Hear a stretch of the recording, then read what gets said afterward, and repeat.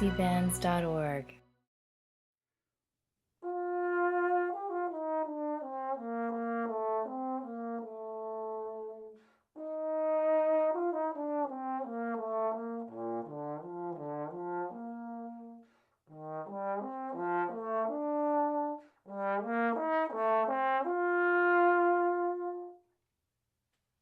Hi, my name is Kris, and I'm the low brass professor here at the University of North Carolina. How many times have you heard sounds like this coming from your trombone section?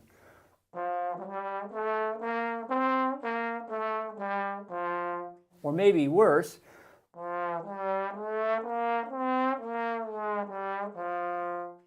These are common problems, and they're distinct to the trombone in the band room. And so I'd like to take a few moments to talk about some ways that you can kind of work on it. The first thing that's going on that's problematic in both of those examples is that the student is moving their slide out of time. Now, there are many ways to talk about slide speed.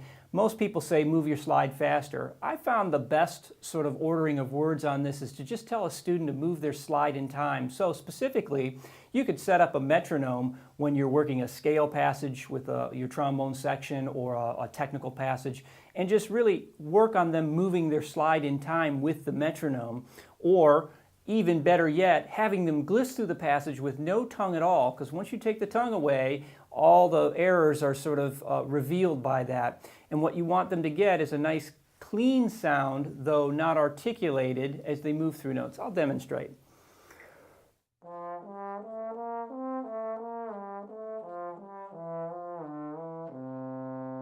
So I'm moving my slide in time, I'm not necessarily articulating. It's so in time that it could almost be articulated.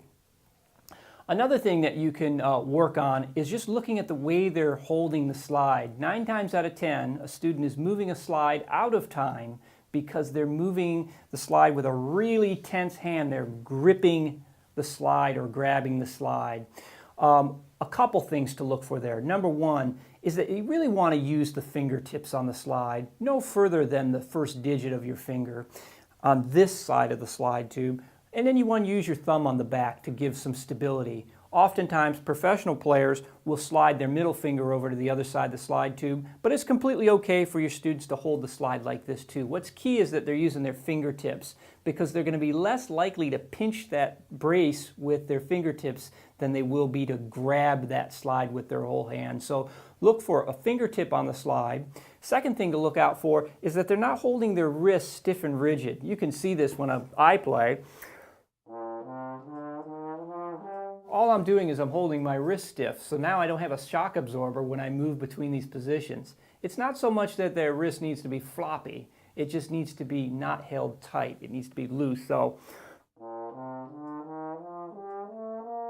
you'll get a slightly more elegant connection that way. The opposite of this is also true, where the player will move with such a slow slide behind the beat. Oftentimes, I think that's a problem that they just aren't playing in time. They're actually dragging. So the first thing is get that metronome on and make sure that they're moving the rhythm in time. But the second thing, again, is to look at the grip. If they're playing with their thumb off that back brace, there's going to be a drag no matter how fast they move the slide. I'm moving that slide fast, but I'm still getting the same problem happening. You really want that thumb in place. If you want to torture your trombone section, I suggest you get a bag full of pennies, put that penny behind their thumb, and tell them they can't drop the penny while they move their slide. It'll fix this problem instantly, and it'll be a long-term fix for a problem that's endemic in a lot of trombone sections. So if you'd like to discuss some of these techniques further, I'd be glad to talk to you. I can be found on the web at unc.edu. uncbands.org